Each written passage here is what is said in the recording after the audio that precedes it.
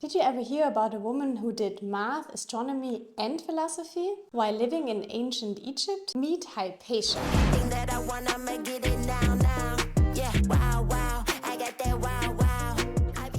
Hypatia of Alexandria, 4th century, teacher, thinker and science icon. When we imagine the world of ancient philosophy, most of us likely picture a group of old bearded men in togas. A woman, however, giving lectures in public squares surrounded by large crowds who have traveled from afar just to hear her speak, probably doesn't fit into that mental image. And that is exactly one of the many reasons why Hypatia is such a fascinating historical figure. She taught geometry, wrote about conic sections, and helped preserve Greek knowledge while the Roman Empire was crumbling.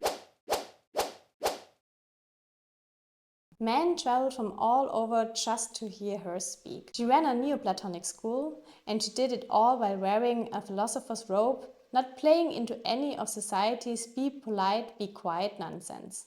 But being a brilliant woman in a time of political chaos, that was dangerous. As a representative of a non-Christian philosophical tradition, she belonged to the minority in a predominantly Christian city of Egypt. She became the victim of a political power struggle, in which a prominent church father instrumentalized religious tensions. A mob of Christian monks dragged her into a church and murdered her there. She is thus the first known martyr of philosophy.